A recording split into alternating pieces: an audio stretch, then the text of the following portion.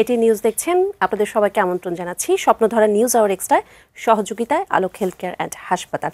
আপনাদের সঙ্গে রয়েছি আমি মুন্নি ইউসুফ। দর্শক, আপনারা জানেন যে পাল্টা হামলার পঞ্চম দিন পার করছে ইসরায়েল ইরান, এবং ইরান প্রতিক্রিয়া দেখিয়ে যেভাবে পাল্টা আঘাত হেনেছে তা ইসরায়েলের আগে কখনো অনুভব করেনি। ইসরায়েল ইরান উভয় পক্ষকে কার কতটা ক্ষতি করেছে এবং ঠিক কোন কোন স্থানগুলোতে আঘাত হেনেছে তা অনেক ক্ষেত্রে কিন্তু স্পষ্ট নয়। সেজন্যই আমরা আজকে আমরা যে বিষয়টি নির্ধারণ করেছি তা হলো ইরান ইসরায়েল সংঘাতের পরিণতি কী। এসব নিয়ে আজকে আমরা আমাদের নিউজ আওয়ার এক্সট্রায় কথা বলবো। দুজন সম্মানিত অতিথি রয়েছেন, একটু পরিচয় করিয়ে দিই। রয়েছেন জনাব পারভেজ করিম আব্বাসী, আন্তর্জাতিক ঘটনা প্রবাহ বিশ্লেষক, আপনাকে আমন্ত্রণ জানাচ্ছি। আরও রয়েছেন জনাব Sirajul Islam, head of news Asian TV ও আন্তর্জাতিক সম্পর্ক বিশ্লেষক, আপনাকে আমন্ত্রণ জানাচ্ছি। আজ মঙ্গলবার তেল আবিবে মোসাদের একটি অফিস লক্ষ্য করে হামলা চালানো হয়েছে বলে তেহরানের পক্ষ থেকে দাবি করা হয়েছে, এবং ইরানের গণমাধ্যমের দাবি ইসরায়েলি ভূমিতে সবচেয়ে তীব্র ও জোরদার ক্ষেপণাস্ত্র হামলার প্রস্তুতি চলছে। এবং যেমনটি বলছিলাম যে ইসরায়েল ইরান উভয় পক্ষ কে কার কতটা ক্ষতি করেছে, কোন কোন স্থাপনাগুলোতে আঘাত এনেছে, অনেক ক্ষেত্রে কিন্তু তা স্পষ্ট নয়। আমি জনাব সিরাজুল ইসলাম আপনার কাছে যদি শুরুতেই আসতে চাই, যে কারণ আপনি ইরানের কর্মসূত্রে অনেক বছর ছিলেন এবং সেখানে নিশ্চয়ই আপনার এখনো অনেকে আছেন, পরিচিত আছেন, তাদের কাছ থেকে খবর পেয়েছেন কিনা কোন কোন স্থাপনাগুলো সেখানে আঘাত হেনেছে এবং কি পরিস্থিতি সেখানে বিরাজ করছে, এটি একটু জানতে চাবো। জি, ধন্যবাদ মুন্নি, আপনাকে ধন্যবাদ এটি নিউজের দর্শক শ্রোতা সবাইকে। নিউজ আওয়ার এক্সট্রাতে আলোচনা করার জন্য আপনারা ডেকেছেন, এর জন্য বিশেষভাবে ধন্যবাদ জানাচ্ছি। আলোচনা শুরু করছি। যে প্রশ্ন আপনি করলেন সেই প্রশ্নের জবাবে বলবো যে ঠিক আমার যারা এক্স কলিগ, যারা আমি রেডিও তেহরানের চাকরির সুবাদে যারা আমার কলিগ ছিলেন, তাদের অনেকেই এখনও রেডিও তেহরানের কাজ করছেন, ইরানে আছেন। তাদের সাথে আসলে ঠিক এইভাবে এই অ্যাঙ্গেলে আলোচনাগুলো খুব একটা হয়নি। বাট আমি ব্যক্তিগতভাবে এবং আমার একটা ছেলেও সেখানে ডাক্তারি পড়ে, ইরানে তেহরান মেডিকেল ইউনিভার্সিটিতে ডাক্তারি পড়ে, 3rd ইয়ারের স্টুডেন্ট। তার সাথে আমার কথা হয় মাঝে মাঝেই। আর এই যে যুদ্ধটা শুরু হয়েছে, এটাকে আপনার নাম যদিও সংঘাত দিয়েছেন, আসলে সংঘাতের পর্যায়ে নেই, এটা একেবারেই ফর্মাল যুদ্ধ হচ্ছে এবং খুব বড় পর্যায়ের, মারাত্মক পর্যায়ের যুদ্ধ হচ্ছে দুই পক্ষের ভেতরে। তো এই বিষয়গুলো নিয়ে কথা হয়েছে, বিশেষ করে আমার ছেলের সাথে অনেকবার কথা হয়েছে, এবং আমি সেখান থেকে যা জানতে পেরেছি তাতে গণমাধ্যমে খবর এসছে ইরান একেবারেই হাইড করেনি। আমি প্রথম থেকেই দেখেছি যে ইরানের সেনা প্রধান মেজর জেনারেল মোহাম্মদ বাকেরিকে হত্যা করা হয়েছে, ইরান প্রথম দিনেই বলে দিয়েছে। আইআরজিসির প্রধান মেজর জেনারেল হোসেন সালামিকে হত্যা করা হয়েছে, সে কথা বলেছে। ইরানের খাতামুল আম্বিয়া বিমান ঘাঁটি, যেটা সবচেয়ে সেন্সিটিভ এবং গুরুত্বপূর্ণ যে ঘাঁটিটা আইআরজিসির কন্ট্রোলে, এই ঘাঁটিতে হামলা হয়েছে এবং সেখানকার প্রধান কমান্ডার গোলাম আলী রশিদ, তিনি মেজর জেনারেল, তিনি নিহত হয়েছেন, সে কথা কিন্তু ইরানের গণমাধ্যমেই এসছে। সাথে সাথে ইরানের আইআরজিসির অ্যারোস্পেস ডিভিশনের প্রধান মেজর জেনারেল হাজিজাদে, তিনি কিন্তু নিহত হয়েছেন, সে কথাও ইরানি গণমাধ্যমে পরিষ্কার করা হয়েছে। ইরানের অন্তত 6 জন পরমাণু বিজ্ঞানী নিহত হয়েছেন এই ঘটনায়, সে কথা পরিষ্কার করে বলেছে। এবং ইরানের ভেতরে ইসরায়েলের গোয়েন্দা সংস্থা মোসাদের যে তৎপরতা এবং তার এজেন্টদের যে তৎপরতা, এমনকি ইরানের ভেতরে মোসাদের এজেন্ট পরিচালিত একটি ড্রোন উৎপাদন কারখানা আবিষ্কার করা হয়েছে, খুঁজে পাওয়া গেছে, এটাও ইরানি গণমাধ্যমে পরিষ্কার করে দিয়েছে। সেক্ষেত্রে ইরানের পক্ষ থেকে আলাদা করে জানার খুব একটা প্রয়োজন হয়নি। ইরানের বিমানবন্দরে হামলা চালিয়েছে, বিশেষ করে মেহরাবাদ বিমানবন্দরে হামলা চালিয়েছে, ইরানের সাউথ পার্স তেল গ্যাস ফিল্ডে হামলা করেছে, এটা ইরানের মিডিয়াতে এসছে। ইরানের আরও কয়েকটা অয়েল ডিপোতে হামলা করেছে, একথা ইরানের মিডিয়াতে এসছে। সেক্ষেত্রে আলাদা করে আসলে বিশেষ আর জানার কোনো প্রয়োজন হয়নি, এগুলোই বাস্তবতা।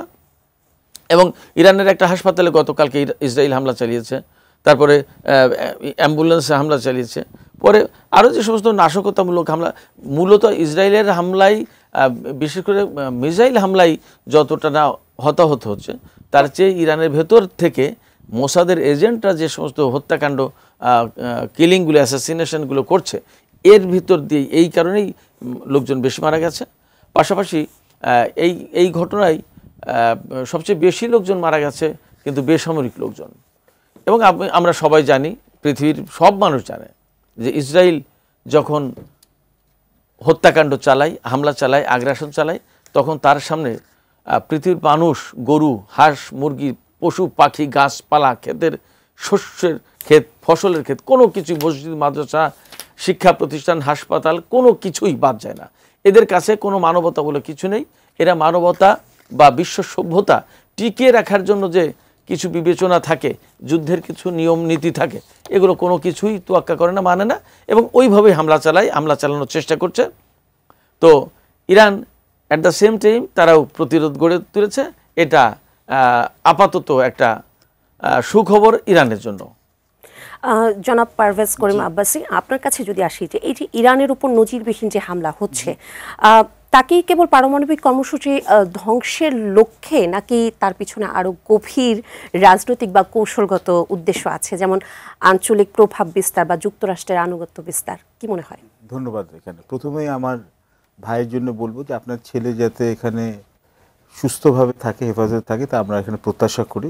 নিশ্চয়ই কোনো বাবা বা মায়ের জন্য তাদের সন্তান যদি এরকম একটা ওয়ার জোনে থাকে, এটা স্বস্তির কিছু না। তো আমাদের শুভেচ্ছা রইল। এবং এখন আপনার কথাতে আসি। এখন এই প্রশ্নের উত্তরটা না, আসলে আমি জানি যে দর্শকরা সবসময় ছোট ছোট সাউন্ড বাইট পছন্দ করে, কিন্তু এটা অনেক বড় ব্যাকগ্রাউন্ড আছে। কারণ আপনি জানেন যে 1980 সালে বা 1979-এ যে ইসলামিক রেভলিউশন হলো, তখন রেজা শাহ পাহলাভি দ্য সেকেন্ড, ইরানের যে লাস্ট যেখানে হচ্ছে বাদশাহ, তাকে যখন ওভারথ্রো করে ইসলামিক রেভলিউশন হলো, তখন আয়াতুল্লাহ খোমেনি যখন আসলেন, তখন উনি হচ্ছে যে তখন এখানে বিলাইতে ফাঁকি বলে একটা সিস্টেম নিয়ে আসলেন, যেখানে হচ্ছে রুল অফ দ্য জুরিস। এবং সেই থেকে হচ্ছে যে যুক্তরাষ্ট্রের সাথে যে এখানে ইরানের সাথে একটা হরিহর সম্পর্ক ছিল, আত্মীয় ছিল, এখানে হচ্ছে ফল আউট হয়ে গেল। এবং এখানে খোমেনি এখানে হচ্ছে ওনার ফতোয়াতে উনি বলে দিলেন হচ্ছে যে এখানে হচ্ছে যে আমেরিকা হচ্ছে বড় শয়তান এবং হচ্ছে ছোট শয়তান হচ্ছে ইসরায়েল। এবং যেহেতু খোমেনির খুব ঘনিষ্ঠ বন্ধু ছিল হচ্ছে ইয়াসের আরাফাত, বাইতুল মুকাদ্দাস যেটা আছে জেরুজালেমে, ওটাকে রিকভার করাটা হচ্ছে ইরানিয়ান এখানে হচ্ছে রেভলিউশনারি এখানে হচ্ছে এটা মেসেজ হয়ে গেল। এবং এর সাথে সাথে আপনার এখন উত্তরটা দিই, দুটো ডিভিশন আছে, তিনটা ইনফ্যাক্ট। একটা হচ্ছে পশ্চিমা বিশ্ব, বিশেষত যুক্তরাষ্ট্রের সাথে ইরানের সাথে হচ্ছে একটা হচ্ছে আঞ্চলিক হচ্ছে আপনার হচ্ছে ক্ষমতা বিস্তার বা প্রভাব বিস্তারের ব্যাপারে একটা সংঘাত চলছে। দুই হচ্ছে যেখানে মধ্যপ্রাচ্যে বেশিরভাগ যেখানে হচ্ছে সুন্নি প্রধান দেশগুলো আছে, যেমন সৌদি আরেবিয়া, ইউএই, ক্ষেত্র বিশেষে হচ্ছে যে আপনার হচ্ছে যে ইজিপ্ট, এদের সাথে কিন্তু হচ্ছে ইরানের সাথে কিন্তু একটা সংঘাত আছে। এখানে মুসলিম বিশ্বের নেতৃত্ব কে দিবে? এবং বিশেষত হচ্ছে যে সৌদি আরেবিয়া বা ইউএই বা হচ্ছে আপনার হচ্ছে ওমান বা বাহরাইনে, এখানে কিন্তু আপনার শিয়ার জনসংখ্যা কিন্তু যথেষ্ট আছে। এবং ওখানে কিন্তু ওরা সবসময় মনে করে যে ইরানের হচ্ছে আয়াতুল্লাহরা হচ্ছে সবসময় চেষ্টা করছে ওখানে হচ্ছে অশান্তি সৃষ্টি করার জন্য। এটা হচ্ছে 2 নম্বর। এবং 3 নম্বর হচ্ছে ইসরায়েলের সাথে হচ্ছে ইরানের হচ্ছে এই দুটো দেশ হচ্ছে যারা হচ্ছে সমরাস্ত্রের ক্ষেত্রে বলেন বা মিলিটারি টেকনোলজির দিকে বলেন, একজন আরেকজনকে কম্পিট করতে পারে। তো এবং ইরান বহুদিন ধরে ইরানকে ধরা হয় যে ইসরায়েলের হচ্ছে আর্কিটেকচার, রিজিনাল সিকিউরিটি আর্কিটেকচার হচ্ছে সবচেয়ে বড় হুমকি স্বরূপ। এবং ইসরায়েলের যে কোনো যে কয়টা আপনার ইলেক্টেড প্রাইম মিনিস্টার আসছে, সবাই কিন্তু যুক্তরাষ্ট্রে গিয়ে তদবির করেছে হচ্ছে যে ইরানের যে নিউক্লিয়ার ক্যাপাবিলিটি ডেভেলপমেন্ট করা হচ্ছে ওটাকে হচ্ছে ওরা প্রিভেন্ট করার জন্য। দেখুন, এটা কিন্তু দেখেন আন্তর্জাতিক যে আমরা যে সিস্টেমটাকে বলি, ইন্টারন্যাশনাল ল বলেন বা ইন্টারন্যাশনাল ডিপ্লোমেসি বলেন, ওখানে কিন্তু আখেরে মাইট ইজ রাইট। কেন সবাই জানে ওপেন সিক্রেট, ইসরায়েল কিন্তু অনেক আগেই কিন্তু নিউক্লিয়ার টেকনোলজি কিন্তু নিউক্লিয়ার ওয়েপন্স কিন্তু ওরা অ্যাকোয়ার করে ফেলেছে, এটাই ধারণা করা। কিন্তু ইসরায়েলের উপর কিন্তু কোনো রোক টোক রাখা হয় না। কিন্তু আপনি এবং যেটা আরেকটা জিনিস হচ্ছে যে ইরান যেখানে ওরা বলছে হচ্ছে যে সিভিলিয়ান বা বেসামরিক ক্ষেত্রের জন্য যে ইউরেনিয়াম ইনরিচমেন্ট করছে, এইটার উপরে হচ্ছে যে ওদের বিভিন্ন ওখানে স্যাংশনস দেওয়া হয়েছে বহু ক্ষেত্রে। এবং যুক্তরাষ্ট্রে যখন হচ্ছে প্রেসিডেন্ট চেঞ্জ করে, তখন যখন হচ্ছে ডেমোক্র্যাটরা আসে তখন হচ্ছে ইরানের সাথে এঙ্গেজমেন্ট বাড়ে। আবার যখন রিপাবলিকান প্রেসিডেন্টরা আসে যেমন ট্রাম্প, তখন হচ্ছে যে ইন্টারন্যাশনাল যে এগ্রিমেন্টগুলোকে অ্যাবান্ডন করে দেওয়া হয়। এখন আরেকটা হিসাব হচ্ছে যে এই ইরানে একটা যেটা করছে এটা এসিমেট্রিক ওয়ারফেয়ার ওরা কিন্তু অনেক দিন ধরে চালিয়ে আসে সুদক্ষভাবে। আইআরসিজি এখানে একটা ছিল। এবং আরেকটা হচ্ছে যে ওরা হচ্ছে শিয়া যে জনসংখ্যা যেখানে আছে ইরাকে যেগুলো আছে, তবে কুতুবে হিজবুল্লাহ যেখানে এখানে বলা হয় যে এটা হচ্ছে শিয়া একটা মিলিশিয়া, এরা অনেক দিন ধরে কিন্তু হচ্ছে এটা ধারণা করা আইআরসিজি এখানে যে এর মদত পেয়ে হচ্ছে আমেরিকা এবং হচ্ছে ইসরায়েলিদের উপর ওখানে হচ্ছে এস্টাবলিশমেন্টগুলোর উপর আক্রমণ করেছে, এটা এক। দুই হচ্ছে ওরা কিন্তু লেবাননেও কিন্তু ওরা হচ্ছে হেজবুল্লাহকে হচ্ছে অনেক দিন ধরে সাপোর্ট দিয়ে আসছিল। তিন, ওরা সিরিয়া বাশার আল আসাদকে হচ্ছে কিন্তু অনেক দিন ধরে এখানে সাপোর্ট করে দিয়ে আসছিল, এবং প্যালেস্টাইনে হামাসের প্রতি হচ্ছে কিন্তু ইরানে একটা সহমর্মিতা আছে, এবং ওরা ড্রোনস এবং হচ্ছে ছোটো ছোটো মিসাইলস এরা সাপ্লাই করেছিল। তো ইসরায়েলের জন্য এটা হচ্ছে একটা সিকিউরিটি এখানে একটা ডাইলেমা, যুক্তরাষ্ট্রের জন্য হচ্ছে এটা সিকিউরিটি একটা ডাইলেমা, এবং বিশেষত ইরান কিন্তু একটা রোল প্লে করেছিল রাশিয়া ইউক্রেন যুদ্ধের সময়। রাশিয়া কিন্তু সমরাস্ত্র সরবরাহ করেছিল, ড্রোন ইত্যাদি ইত্যাদি। তো ইরানের কিন্তু শত্রুর অভাব নেই, এবং মধ্যপ্রাচ্যের দেশগুলো বেশিরভাগ যেমন সৌদি আরেবিয়া, ইউএই, সবাই কিন্তু আগ্রহী হচ্ছে যে ইরানের হচ্ছে যে সামরিক যে ক্যাপেবিলিটি আছে এটাকে কিন্তু ডিমিনিশ করা। আপনার সাথে একটা কথা বলবো যে আপনার এখানে জিনিসটা দর্শকের কাছে আরও হিট করে, আপনার মনে আছে বোধহয় যে উইকিলিক্স বলে একটা হয়েছিল, যে অনেকগুলো যে ইউএসএ মানে ক্লাসিফাইড ফাইলসগুলো সবার সামনে চলে আসছিল। ওখানে প্রাক্তন সৌদি বাদশার কিন্তু এখানে একটা কেবল আছে, ডিপ্লোম্যাটিক কেবলে, বাদশাহ আবদুল্লাহ, সে হচ্ছে যে তখনকার যে প্রেসিডেন্ট বুশকে বলছেন, বুশ জুনিয়রকে, যে সাপের মাথাটাকে কেটে ফেলে, সাপের মাথাটা বলছে হচ্ছে ইরান। তো আপনি কিন্তু সৌদি আরেবিয়া, ইউএই এবং হচ্ছে এক অর্থে ইসরায়েল এবং যুক্তরাষ্ট্র কিন্তু ওদের মধ্যে কিন্তু একটা ট্যাসিট একটা এগ্রিমেন্ট আছে ইরানকে কন্টেইন করার। এবং সবচেয়ে ভয়ের ব্যাপারটা হচ্ছে যে এই যে দেখেন কিছুদিন আগেই কিন্তু ট্রাম্প কিন্তু হচ্ছে একটা নিউক্লিয়ার একটা এখানে হচ্ছে যেখানে টক্সের ব্যাপারে যাচ্ছিল, যেখানে নিউক্লিয়ার ডিল ওরা কীভাবে ফেজ আউট করবে ইত্যাদি ইরানের সাথে, এবং এটা 60 ডে কিন্তু একটা মরিটোরিয়াম দিয়েছিল।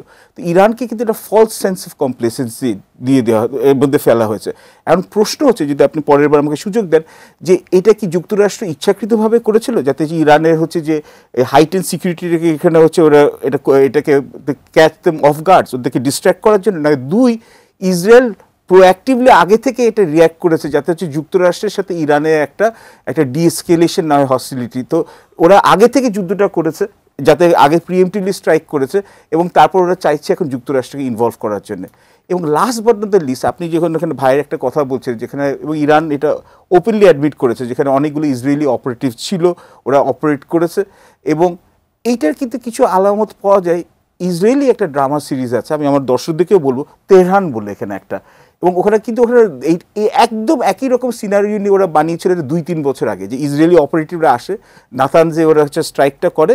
এবং কিছুদিন আগে আমেরিকানে একটা মুভি বার হয়েছে টম ক্রুজের, টপ গান ম্যাভরিক, যেখানে ওটা কিন্তু ওখানে প্লটটাই ছিল হচ্ছে যে ইরানের নিউক্লিয়ার সাইটগুলোকে রিয়্যাক্ট করা, এখানে বম্ব করা। কিন্তু এই যে আরবিটারি যে যুদ্ধটা হচ্ছে, এটা কিন্তু না ইরানের জন্য ভালো, না ইসরায়েলের জন্য ভালো, মধ্যপ্রাচ্যের জন্য ভালো না, এবং পুরো বিশ্বে যারা হচ্ছে আমরা যেখানে মাল্টিল্যাটারাল এনগেজমেন্টের কথা বলি, ডিপ্লোম্যাসির কথা বলি, রুল অফ লর কথা বলি, একটাও এটার জন্য এটা ভালো শুভ ফল বয়ে আনবে না। জি, জনাব সিরাজুল ইসলাম, বিশ্লেষকদের মতে ইরানের উপর যে বিপুল বিমান হামলা চালাচ্ছে তার মূল উদ্দেশ্য ছিল তেহরানের পারমাণবিক অস্ত্র অর্জন থামানো। এই আক্রমণের আরেকটি বড় উদ্দেশ্য ইরানের শাসন পরিবর্তন, এবং এছাড়াও গাজার ইতিহাসের নিকৃষ্টতম জাতিগত নির্মূল অভিযান থেকে বিশ্বের নজর ঘোরানো। অনেকগুলো কারণ কিন্তু অনেকে বিশ্লেষণরা বলছেন। আন্তর্জাতিক সম্প্রদায় এই বহুমুখী উদ্দেশ্যের বিষয়ে কতটা আসলে সচেতন বা প্রতিক্রিয়াশীল, কি মনে হয়? খুবই চমৎকার একটা বিষয় বলেছেন আপনি। আসলে আন্তর্জাতিক বিশ্বের তো ক্যাটাগরি আছে, ভাগ আছে, অংশ আছে, অঞ্চল আছে এবং ক্লাস আছে। যেমন আমেরিকার মানুষ একরকমের সচেতন, তাদের ক্লাস, তাদের ধন সম্পদ, তাদের শিক্ষা দীক্ষা, তাদের জ্ঞান বুদ্ধি একরকমের। আবার মিডল ইস্টের একরকমের, আবার সৌদি আরবের, ইরানের যদি দুটো দেশের লোকজনের বিষয় তুলনা করি তখন আর এক রকমের। আবার বাংলাদেশের মানুষ সবাই রাজনৈতিক সচেতন মোটামুটিভাবে, সেটা আর এক রকমের।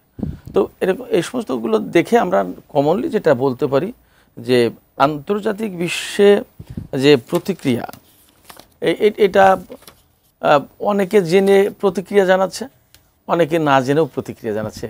এবং ফ্যাক্ট হচ্ছে কি, যে আমি খুব বেশ দৃঢ়তার সাথেই বলতে পারি যে ইরান এবং মিডল ইস্টের ব্যাপারটা আমরা বেশিরভাগ আমাদের অঞ্চলের কথা বা আমাদের দেশের কথা যদি বলি, তাহলে আমরা বেশিরভাগ রিয়াকশনটা জানাই ওয়েস্টার্ন মিডিয়া থেকে যে খবর পাই তার উপরে বেসিস করে। মিডল ইস্টের অ্যাকচুয়াল ঘটনাটা কি, ইরানের দৃষ্টিভঙ্গিটা কি, ইরানের সমাজ সংস্কৃতি সভ্যতা, তাদের চিন্তা ভাবনা, তাদের আদর্শ, তাদের পলিসি, তাদের পলিটিক্স, তাদের ইকোনমিক্স, এ সমস্ত কেমন, এগুলো আসলে না দেখলে, ভেতর থেকে না বুঝলে অনেক কিছু ব্যাখ্যা করা যায় না। যেমন কমনলি আমাদের দেশে একটা প্রচলিত ধারণা আছে যে ইরানে নারীর অধিকার নেই, নারীরা একেবারেই হিজাব পরে একদম চোখ টোক বন্ধ করে বুঝি থাকে, ইত্যাদি ইত্যাদি, কমনলি একটা ধারণা। এই ধারণার কোথা থেকে পেয়েছে? এবং নারীর অধিকার নেই মোটামুটিভাবে, এটা একদম সেট ফাইনাল। এই ধারণা কোথা থেকে এসছে? এই ধারণা এসছে মূলত পশ্চিমা গণমাধ্যম থেকে। পশ্চিমারা আমাদেরকে মিডল ইস্ট না শুধু সারা বিশ্বকে যেভাবে দেখায় আমরা সেইভাবে দেখি। আমাদের খুব একটা অল্টারনেটিভ ওয়েও নেই। এবং আমাদের দুর্ভাগ্য হচ্ছে, আমি এই অনুষ্ঠানের মাধ্যমে কথাটা বলবো, আমাদের দুর্ভাগ্য হচ্ছে যে আমরা ইন্টারন্যাশনাল বিষয়গুলোকে ওইভাবে গুরুত্ব দিইও না। যেমন ইরানের পরমাণু চুক্তি যখন হয়েছিল 6 জাতি গোষ্ঠীর সাথে 2015 সালে, P5+1, তখন কিন্তু সারা বিশ্বের শত শত সাংবাদিক সেখানে উপস্থিত ছিল। দুর্ভাগ্যক্রমে বাংলাদেশের একজন সাংবাদিকও সেখানে উপস্থিত ছিল না। এত বড় একটা ঘটনা, বহু বছরের আলাপ আলোচনা, দিন দরবার, বৈঠক, সম্মেলনের পরে এই চুক্তিটা হয়েছিল। আমরা আসলে আন্তর্জাতিক অঙ্গনটাকে, আন্তর্জাতিক অ্যারেনাটাকে, আন্তর্জাতিক পলিটিক্স পলিসিকে আমরা ওন করতে পারি না বা বুঝি না। এটা আমাদের জন্য ভীষণ দুর্বলতা। এই দুর্বলতা দূর করা উচিত। অন্তত গণমাধ্যম কর্মী বা গণমাধ্যমের সাথে, গণমাধ্যম শিল্পের সাথে যারা জড়িত, তাদের এই বিষয়টা নজর দেওয়া উচিত। এইটা বলে আমি সামনে আগাই। ইরানের যে শাসন ব্যবস্থা, ইরানের যে পরিস্থিতি, ইরানের যে সামাজিক অবস্থা, সমস্ত সব কিছু মিলে যদি আমরা আলাপ করি তাহলে আমরা দেখব যে, আপনার প্রশ্নের ফাইনাল কথাটা কি ছিল? এই যে আর কি অনেকগুলো ইস্যু ছিল যে, এবং আন্তর্জাতিক সম্প্রদায় যে বহুমুখী উদ্দেশ্যের বিষয়ে কতটুকু সচেতন বা প্রতিক্রিয়াশীল। আচ্ছা, তো এই সেই সচেতনতার কথাই বললাম। আসলে মিডল ইস্ট নিয়ে, এমনকি ডোনাল্ড ট্রাম্প যে ইরানের বিরুদ্ধে কি করছে, কেন করছে, আমেরিকার ম্যাক্সিমাম লোক জানে না। এটা খোঁজ রাখারই প্রয়োজন বোধ করে না। আবার আমাদের বাংলাদেশের লোক অনেকে সত্য মিথ্যা নানান কায়দায় মিশিয়ে জানে, কারণ পশ্চিমা গণমাধ্যম যেভাবে দেয়। আবার এখানে ওই যে শিয়া সুন্নির যে প্রশ্নটা ভাই তুললেন, বা আলটিমেটলি ইরান নিয়ে আলোচনা করতে গেলে এসে যায়, সেটা একটা ব্যাপার আছে। সেটা ধর্মীয় দৃষ্টিকোণ থেকে কেউ শিয়া সম্প্রদায়কে কাফের বলে, কেউ ইরানকে পছন্দ করে না। আবার অনেকে বলে যে না, ইরানই তো একমাত্র মুসলিম দেশের বা মুসলিম উম্মার বা মুসলিম জাতির স্বার্থ বা তাদের দিকে দরদি, স্বার্থ দেখছে, তাদের প্রতি দরদি, এগুলো বলে। যার কারণে এই যে প্রতিক্রিয়া, এই প্রতিক্রিয়াটা আসলে মিক্স। এই প্রতিক্রিয়া আপনি এখান থেকে কোনো কনক্লুশনে যেতে পারবেন না। বরং আমি এই আলোচনা থেকে আপনার আগের প্রশ্ন, যে প্রশ্ন ভাইকে বলেছিলেন, ওই বিষয়ে আমি আরেকটু যোগ করতে চাই। এটা ইন্টারেস্টিং আলোচনা হবে। জি বলুন। আজকে যে ইরানের সাথে ইসরায়েলের এই যে দ্বন্দ্ব, সংঘাত, যুদ্ধ এবং আমেরিকার এত জড়িয়ে পড়া, দেখেন ডোনাল্ড ট্রাম্প ক্ষমতায় আসবে তখন থেকে বলছে যে আমি ক্ষমতায় গেলেই ইউক্রেন যুদ্ধ বন্ধ করে দেব। অথচ তিনি ক্ষমতায় এসে ইরানের সাথে যুদ্ধ শুরু করছেন। এখানে বোঝা যায় যে আমেরিকা, ইসরায়েল ইরানকে কিভাবে ট্রিট করে, দেখে কিভাবে ইরানকে। এখান থেকে শিক্ষার আছে। যে কারণে আজকে মধ্যপ্রাচ্য নিয়ে এই সংকট, এই জটিলতা, তার মোটা থেকে কয়েকটা ব্যাপার আছে। একটা হচ্ছে, আপনি নিশ্চয়ই শুনে থাকবেন বা আমরা সবাই শুনে থাকবো, গ্রেটার ইসরায়েল প্রতিষ্ঠা করা, বৃহত্তর ইসরায়েল প্রতিষ্ঠা করার একটা নীল নকশা ইসরায়েল, আমেরিকা এবং পশ্চিমা শাসকদের আছে। এবং এই গ্রেটার ইসরায়েল প্রতিষ্ঠার পথে অনলি বাধা ইরান, আর কোনো দেশ নেই, কোনো শক্তি নেই। এক। দুই হচ্ছে, নিউ মিডল ইস্ট প্ল্যান নামে একটা প্ল্যান আছে, আপনি নিশ্চয়ই শুনে থাকবেন বা আমরা শুনে থাকবো। এই নিউ মিডল ইস্ট প্ল্যান আমেরিকার নিও কনজারভেটিভ যারা, নব্য রক্ষণশীল যারা, অর্থাৎ মেইনলি রিপাবলিকান দলের সাথে জড়িত এই ট্রাম্প যে দলের নেতৃত্ব দিচ্ছেন, এরা এই নিউ মিডল ইস্ট প্ল্যান বাস্তবায়ন করতে চায়। নিউ মিডল ইস্ট প্ল্যানটা কি, এটা একটু বুঝতে হবে।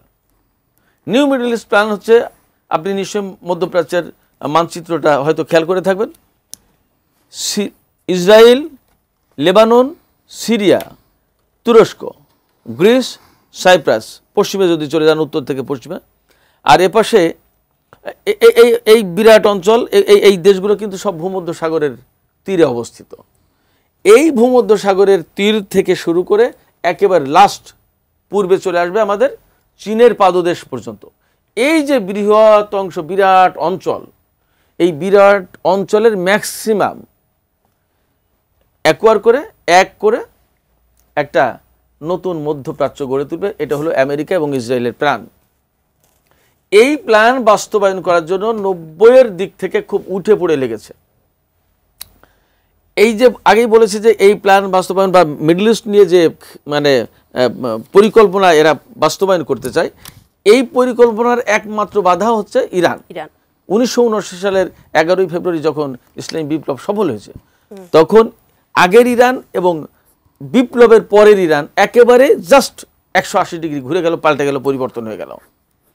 যার কারণে, এবং ইরানে বিপ্লবের পরে ইরান কিন্তু আমেরিকাকে জাস্ট ইরান থেকে বহিষ্কার করে দিল, এবং ইসরায়েল এবং আমেরিকাকে তারা প্রধান শত্রু হিসেবে ঘোষণা করলো পরিষ্কারভাবে। যার কারণে তারাও বুঝলো যে মধ্যপ্রাচ্যে তাদের দিন আর সুদিন থাকবে না সামনে। ফলে ইরানের সাথে তাদের চরম দ্বন্দ্ব, সেই দ্বন্দ্ব থেকে এই নিউ মিডল ইস্ট প্ল্যান বাস্তবায়নের চেষ্টা। আর নিউ মিডল ইস্ট প্ল্যান বাস্তবায়ন যাতে না হয় তার প্রধান কারিগর বা কাজ করছে ইরান। এই সমস্ত নিয়ে যে কঠিন দ্বন্দ্ব, সেই দ্বন্দ্বের আজকের এই বহিঃপ্রকাশ, এই যে Iran versus Israel plus America plus Britain plus France plus total western world যে সংঘাত। জনাব পারভেজ করিম আব্বাসী, আপনার কাছে যদি আসি, ট্রাম্প বলেছেন আমরা ইরানের আকাশ পুরোপুরি নিয়ন্ত্রণে নিয়েছি। একদিকে বলছেন যে আমরা যুদ্ধের সংঘাতে জড়াতে চাই না, আবার অন্যদিকে বলছেন যে ইরানকে পারমাণবিক অস্ত্র অধিকারী হতে দেওয়া হবে না, এবং তিনি এটাও বলছেন যে যুদ্ধবিরতির চেয়ে দ্বন্দ্বের সত্যিকারের অবসান ভালো। আসলে কি বলতে চাচ্ছেন? জি, আসলে হয়েছে কি, এখানে বেশ কিছু জিনিস আছে। এক, ডোনাল্ড ট্রাম্প সবসময় বলেছে হচ্ছে সে বাইরের এখানে একটা এক্সটার্নাল ইনভলভমেন্ট বেশি যাবে না, যুদ্ধ বিগ্রহে যাবে না, এবং সে চাইবে হচ্ছে সে যুদ্ধ তাড়াতাড়ি এখানে নিষ্পত্তি করতে, যেমন রাশিয়া ইউক্রেন যুদ্ধের কথা ভাই বললেন যেটাতে। কিন্তু সমস্যা হচ্ছে, এবং সেই কিন্তু প্রথমে বলেছিল হচ্ছে যে আমেরিকা এবং ইরানের যে এখানে নেগোসিয়েশন হবে, এবং ইসরায়েল ওয়াজ কট ব্যাকফুটেড, কেন ওরা চায় না যে নেগোসিয়েশনটা হবে। এটা হচ্ছে, কিন্তু প্রবলেম হচ্ছে কি, Trump believes in transactional diplomacy, এবং সে কোনো একটা জায়গায় স্থিতিশীলতা নাই। তো সে কিন্তু তার কথাও পাল্টাতে থাকে, এবং তার সাথে সাথে আরও হার্মফুল আমেরিকার পলিসি চেঞ্জ করতে থাকে। কিন্তু একটা ব্যাপারে আমরা সবাই এখানে মোটামুটি একমত যে যুক্তরাষ্ট্রে যে এখানে সিকিউরিটি এস্টাবলিশমেন্ট আছে, তারা তেহরানের যে বর্তমান যে এখানে হচ্ছে যে কাউন্সিল অফ এক্সপার্টস দ্বারা চালিত যে এই যে একটা ডিসপেন্সেশন, ওরা কিন্তু ওইখানে হচ্ছে ওরা অনেকবার ওখানে চেষ্টা করেছে প্রত্যক্ষভাবে পরোক্ষভাবে গ্রিন রেভলিউশন বা ইত্যাদি দিয়ে, যে ওখানে হচ্ছে ইরানের হচ্ছে রেজিমটা কোল্যাপস করুক, এবং তার জন্য স্যাংশনসও দিয়ে রেখেছে যাতে ইরানের হচ্ছে যে নিউক্লিয়ার আর্মস বা এখানে হচ্ছে নিউক্লিয়ার ওয়েপন্স যাতে কোনোদিন অ্যাকোয়ার না করতে পারে। তবুও হচ্ছে ইরান হচ্ছে has found ways of surviving. রাশিয়ার সাথে ডিপেন্ডেন্স করা, চায়নাকে এখন হচ্ছে, চায়না হচ্ছে সবচেয়ে বড় হচ্ছে যে তেল ওরা সরবরাহ করে, তো এবং ভারতের সাথেও কিন্তু ওদের কিন্তু একটা বড় একটা ভালো একটা অর্থনৈতিক সম্পর্ক ছিল অ্যাজ অফ নাও। কিন্তু ঝামেলাটা হচ্ছে যে এখন ট্রাম্পের এখানে হচ্ছে কি, যখন ইসরায়েল আক্রমণ করলো প্রথম দিকে কিন্তু এখানে হচ্ছে একটা বিস্ময় এখানে সবাইকে এখানে সৃষ্টি করেছিল যে এখানে, এবং অনেক সময় কিন্তু ইসরায়েল অনেক কিছু কিন্তু প্রিএমটিভ আক্রমণ করে, এবং তখন যুক্তরাষ্ট্র আগিয়ে আসে, এবং তারপর যুক্তরাষ্ট্র আগিয়ে আসে, পশ্চিমা বিশ্বের বেশিরভাগই আসে। প্রাইভেটলি ওরা অনেক কিছু হয়তো বা মতরূপ মানে এখানে মানে মতের এখানে ভিন্নতা থাকতে পারে, কিন্তু ওরা কিন্তু ওর সাথে ইসরায়েলকে একটা লাইসেন্স একটা দিয়ে দেয়, অথরাইজেশন দেয়। এবং দেখুন এখন বলতে গেলে যে আমি এখানে, উনি বলছিলেন এখানে ভাই, তো আমি এখানে কথাটা যাই, এটা হচ্ছে, এবং এটা অনেকে বলবেন যে উনি না ইরানে ছিলেন, উনি খুব মানে হিয়ার বিন একটা বায়াস প্রত্যেকের থাকে। তা আমি হচ্ছে আমার মনে আছে যে এটা বিবিসি প্যানোরামা, তো এটা হচ্ছে খুব নাম করা প্রোগ্রাম, তো শুনেছেন। তো তো এটা হচ্ছে যে প্রেসিডেন্ট বিল ক্লিন্টনের শেষে, এটা হচ্ছে জর্জ ডব্লিউ বুশ জুনিয়রের সময় তখন আসে। তো আমেরিকান এন্টারপ্রাইজ ইনস্টিটিউট, AEI, একটা কনজারভেটিভ থিঙ্ক ট্যাঙ্ক, বেশ ইনফ্লুয়েন্সিয়াল, হেরিটেজ, ব্রুকিংস এর মধ্যে AEI আছে। তো ওখান থেকে যখন ক্লিন্টন যখন প্রেসিডেন্ট হলেন, তাকে একটা মেমোরান্ডাম দেওয়া হয়েছিল যে আমেরিকার ইসরায়েলের হচ্ছে ডিফেন্স এবং ন্যাশনাল সিকিউরিটি হচ্ছে অভিন্ন, এবং ইসরায়েলের এখানে স্বার্থটা যদি ওরা হচ্ছে প্রোটেক্ট করতে পারে, আমেরিকার স্বার্থটা প্রোটেক্টেড হবে। এর মধ্যে ওখানে একটা প্রপোজাল দেওয়া হয়েছিল যে কিছু দেশ আছে যারা হচ্ছে ইসরায়েলের প্রতি শত্রুতাপূর্ণ বা অ্যাডভার্সারিয়াল, তো ওদেরকে হচ্ছে সরাতে হবে। তো প্রথমে হচ্ছে ইরাক বলেছিল, ইফ আই রিমেম্বার, তারপর বলেছিল হচ্ছে লিবিয়া, সিরিয়া, লেবানন এবং ইরান। কিন্তু ওইটা তখনকার দিনে যে এখানকার যে এখানে বিল ক্লিন্টনের যে অ্যাডভাইজাররা ছিলেন, টু রিস্কি বলে রিজেক্ট করা হয়েছে। কিন্তু এখন দেখেন আপনি কি হয়েছে, ইরাকে সাদ্দাম হোসেন নাই, আপনি যদি দেখেন হচ্ছে লিবিয়াতে মোহাম্মদ গাদ্দাফি নাই, লেবাননে হচ্ছে হেজবুল্লাহর যে এখানে যে কন্ট্রোলটা ছিল এটা অনেক অংশে কমে গেছে, এবং নাসরাল্লাহ তো মারাও গেছেন এখানে ইসরায়েলি আক্রমণে। তারপর হচ্ছে আপনি দেখেন সিরিয়াতে এখানে হচ্ছে আলাউইতের যেখানে মাইনরিটি যে একটা গভর্নমেন্ট ছিল বাশার আল আসাদ, এটা সরে গেছে, এবং ইয়েমেনে হুতিদের উপরে যেটা ইরানের সাথে একটা সম্পৃক্ততা আছে, ওটার উপর কিন্তু ক্রমাগত কিন্তু হচ্ছে সৌদি আরবিয়া, UAE এবং হচ্ছে যুক্তরাষ্ট্র কিন্তু এখানে, এবং যুক্তরাজ্য কিন্তু এখানে সামরিক অভিযান অব্যাহত আছে। এখন আসে হচ্ছে ইরানের কথা। এখন আপনি শুধু বলেন শুধু কি ইসরায়েল কি এটার জন্যই করলো? ইসরায়েলে আবার কিন্তু দেখেন আমরা কিন্তু অনেক কিছু জিনিস আমরা যে ভুলে যাই, যে ওদের কিন্তু লোকাল পলিটিক্যাল কম্পালশনস আছে। এই যুদ্ধ শুরু হওয়ার আগে 12 জুনে ইসরায়েলের পার্লামেন্টকে বলে ক্নেসেট। তো নেসেটে এখানে হচ্ছে যেখানে হচ্ছে একটা বিল আসছিল যে এই গভর্নমেন্টকে ডিসলভ করে দেওয়ার জন্য। কেন? ওদের মধ্যে এখানে একটা বোন অফ কন্টেনশন আছে, ওদের যে আল্ট্রা অর্থোডক্স জিউস, মানে আমাদের এখানে যারা মৌলবাদী জিউ মানে বলা যাবে মৌলবাদী ইহুদি যারা আছে, তাদেরকে হচ্ছে যে এই ইরানে যে এই আর্মিতে এখানে কিন্তু এখানে আপনার কম্পালসারি সার্ভিস দিতে হয়। তো এখানে কম্পালসারি সার্ভিস থেকে ওদের কিন্তু একটা এক্সামশন ছিল, ওরা কিন্তু ওখানে যেতে পারে না। তো এখন এটা আশা হয়েছিল যেখানে হচ্ছে যে এই এখন হচ্ছে যে ওদের এই অর্থোডক্স জিউসদেরকে ওরা শুধু সেমিনারিতে পড়ে, ওদের মাদ্রাসা, ওরা কিন্তু আর কোনো কিছু কন্ট্রিবিউট করে না, স্টেট থেকে সাবসিডি পায়। কিন্তু যেহেতু ওদের রাজনৈতিক দলগুলো যেহেতু ওদের কোয়ালিশনে খুব ইনফ্লুয়েন্সিয়াল, তার জন্য ওদের কাছে বেনিয়ামিন নেতানিয়াহুর সরকার হচ্ছে জিম্মি। এখন এটা নিয়ে অনেক মারপিট করার পর কোনো মতে হচ্ছে এই বিলটাকে ডিফিট করা হয়েছিল, বেনিয়ামিন নেতানিয়াহু ক্ষমতায় আছে। কিন্তু এই যে গাজাতে যেখানে ওরা যুদ্ধ চালিয়েছে, যুদ্ধ বলাটা ভুল হবে, জেনোসাইড, কেন 55,000 থেকে 60,000 পর্যন্ত লোক এমনি বেসামরিক লোকই মারা গেছে। এর মধ্যে কিন্তু 400 জন ইসরায়েলি সেনাও মারা গেছে। এটা নিয়ে কিন্তু ইসরায়েলের কিন্তু জনগণের মধ্যে রাগ আছে। এবং অগস্টের যে 2023 সালে যে 7 তারিখে এই যে ইসরায়েলের যেখানে যে অক্টোবর 7, 2023-তে ইরান এই যে আয়রন ডোমটাকে এখানে পেনিট্রেট করে এই যে হামাসের অপারেটিভসরা আসলো, এবং 1200 জন যে এখানে ইসরায়েলিদেরকে ওখানে হত্যা করা হয়েছে এবং হস্টেজ নেওয়া গেছে, এটার জন্য কিন্তু বিনিয়ামিন নেতানিয়াহুর উপর রাগ আছে।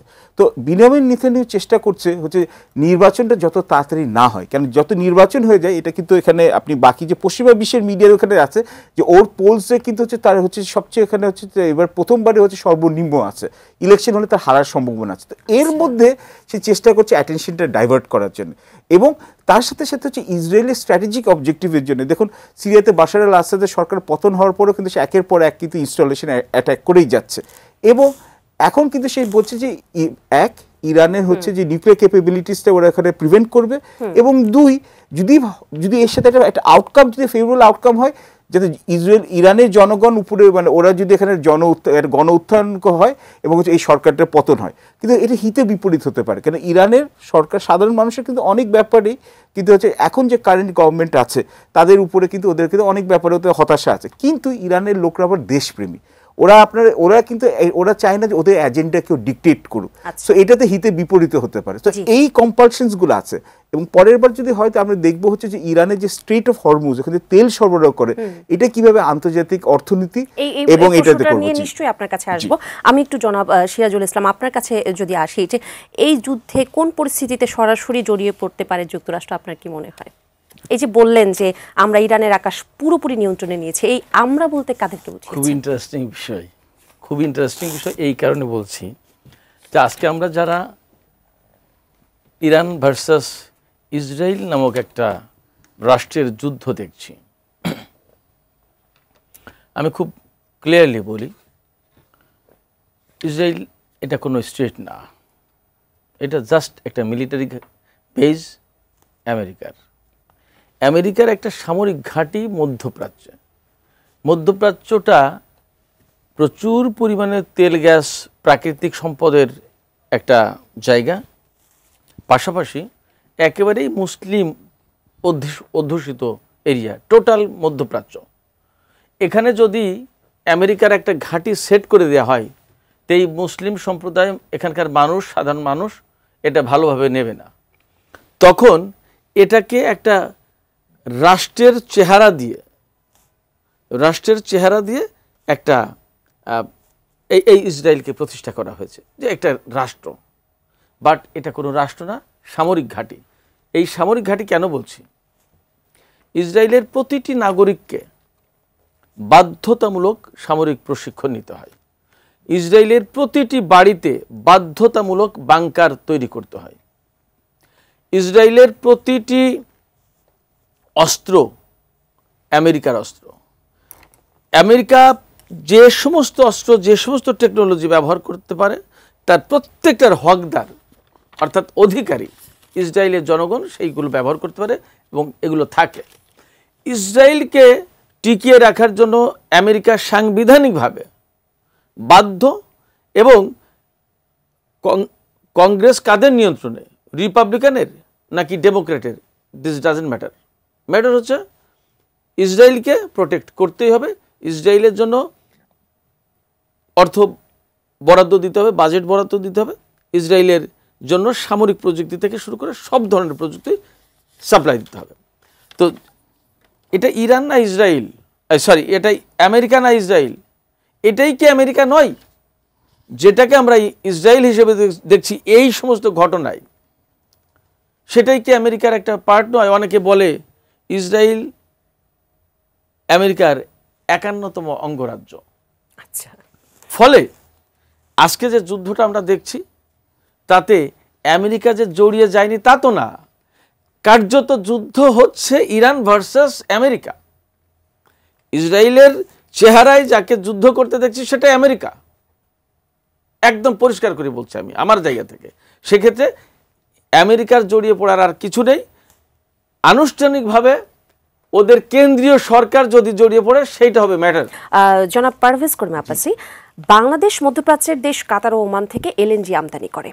এসব দেশের একাধিক কোম্পানির সঙ্গে বাংলাদেশের চুক্তিও রয়েছে, দীর্ঘমেয়াদী চুক্তি রয়েছে। কাতার থেকে এলএনজি আমদানির একমাত্র পথ কিন্তু হরমুজ প্রণালী, এবং এই জ্বালানি বিশেষজ্ঞরা কিন্তু বলছেন হরমুজ প্রণালী ইরান দীর্ঘমেয়াদে বন্ধ করে দিলে বাংলাদেশে এলএনজি আমদানির স্বাভাবিক কার্যক্রম ব্যাহত হবে এবং বড় আশঙ্কা রয়েছে এবং গ্যাস সরবরাহে এটা প্রভাব পড়বে। আপনার কাছে একটু জানতে চাবো, এই সংঘাত এই বিশ্বকে এবং বাংলাদেশকে কিভাবে প্রভাবিত করবে?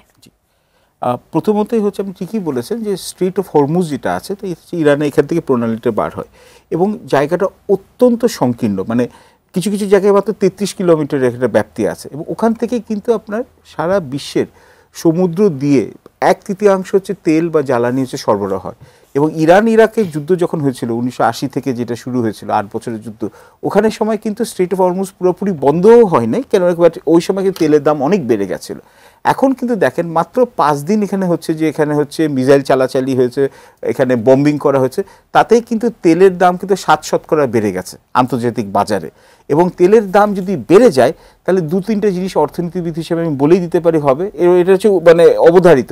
এক হচ্ছে যে আপনার মূল্যস্ফীতি বাড়বে, 2 হচ্ছে যে আপনার যে টাকার মানটা অবমূল্যায়ন হবে, 3 হচ্ছে যে আপনি যে বিদেশি যে লোন নিয়েছেন ডলারে, ওটার কিন্তু সুদের অ্যামাউন্টটা কিন্তু বেড়ে যাবে, আপনার যে টাকায় দিতে যাবেন। এবং 4 নম্বর হচ্ছে যে আপনি আমদানি করছেন যে তেল এবং গ্যাসে, এখানে ওই সরবরাহটা ডিসরাপ্টেড হয়ে যাচ্ছে, যে সাপ্লাই চেইন ডিসরাপশন হচ্ছে।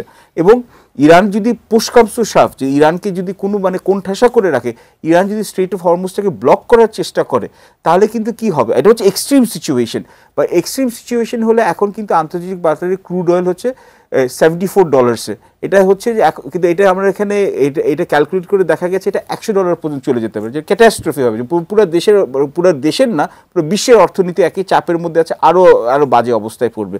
এবং last but not the least, ইরানের কিন্তু আবার স্ট্রেট অফ হরমুজ বন্ধ করাটা হচ্ছে অতটা ডিফিকাল্ট, কেন ওরা হচ্ছে চীনের হচ্ছে প্রধান সরবরাহকারী এখানে তেলে। তো ওরা যদি স্ট্রেট অফ হরমুজটা বন্ধ করে, এবং চাবার পোর্টটাও কিন্তু এখনো পুরোপুরি ডেভেলপড হয়নি, তার জন্য ইরানের কিন্তু এখানে উপায়টা, এখানে হচ্ছে ওদের পসিবিলিটি অপশনসগুলো কম। এবং আরেকটা সমস্যা আছে যেটা আমরা চিন্তাই করছি না, যেটা হচ্ছে যে ইরান বলেছে যদি যুক্তরাষ্ট্র এবং পশ্চিমা বিশ্ব ইসরায়েলকে এইভাবে যদি নগ্নভাবে যদি সমর্থন করতে থাকে, তাহলে কিন্তু ওরা ব্রিটিশ এবং হচ্ছে আমেরিকান ইন্টারেস্টগুলো যেগুলো আছে গালফে ওরা কিন্তু হিট করবে। যেমন মেনলি হচ্ছে গালফ বলতে ওরা বুঝিয়ে দেয় হচ্ছে সৌদি আরেবিয়া, ইউএই ইত্যাদি। ওখানে কিন্তু আমাদের প্রচুর বাংলাদেশি প্রবাসী শ্রমিক আছে। তো যদি কনফ্লিক্ট, আমি আশা করছি যে একটা টাইমের মর হচ্ছে যুক্তরাষ্ট্র নিজের স্বার্থের জন্য রাশিয়া, চীন এর মধ্যে যুক্ত হবে, কিন্তু আমাদের প্রচুর কিন্তু প্রবাসী শ্রমিক আছে, লাখ লাখ লোক, এখানে 10 লাখের মতো লোক আছে শুধু হচ্ছে মধ্যপ্রাচ্যে। তখন কিন্তু ওদের মধ্যপ্রাচ্যের যে অর্থনীতি বা সিকিউরিটি দুটাই ডিসরাপ্টেড হবে। এবং অলরেডি কিন্তু আপনার এখানে আপনার এতিহাদ বলেন, আপনার এমিরেটসের ফ্লাইট বলেন, ওইগুলো কিন্তু এখানে ক্যান্সেল হয়ে গেছে ওইসব জায়গায়। এবং আমাদের ফ্রেট ফরওয়ার্ডিং এর যেটা আপনার ফ্রেট ফরওয়ার্ডিং এর রেট কিন্তু বেড়ে গেছে। তো আমাদের রেডিমেড গার্মেন্টসের উপর কিন্তু এটা যদি বেশি দিন চলে, এটা কিন্তু এখানে অত্যন্ত বাজে প্রভাব হবে আমাদের রপ্তানির উপর। এর আগে আমরা দেখেছি যে মধ্যপ্রাচ্য যুদ্ধের সময় কিন্তু বাংলাদেশি শ্রমিকরা দেশে ফিরতে বাধ্য হয়েছিল। জি, তো এইটা হচ্ছে একটা আশঙ্কা, যেটা হচ্ছে আমাদের অন্তর্বর্তীকালীন সরকারের আমার মনে হয়েছে সচেষ্ট হওয়া উচিত যে এখানে ঝুঁকিগুলো আছে এবং এটার জন্য পসিবল অপশনস কি করতে পারে। জনাব সিরাজুল ইসলাম, এই যে যুদ্ধের রাত ছড়িয়ে পড়ছে আশপাশে এবং তেলের বাজারে নতুন করে অস্থিরতা শুরু হয়েছে, একটু আলাপ করছিলাম, আপনার কাছেও যদি একটু বলি, জিজ্ঞেস করতে চাই যে এই সংঘাত বিশ্বকে আরেকটি বড় অর্থনৈতিক ও কৌশলগত সংকটের দিকে ঠেলে দিচ্ছে কিনা? অবশ্যই ঠেলে দিচ্ছে। এবং আমি আশা করতে চাই যে এই সংকট খুব বৃহৎ পরিসরে ছড়িয়ে পড়বে না, কিন্তু আমার এই আশায় তো আসলে খুব কাজ হবে না।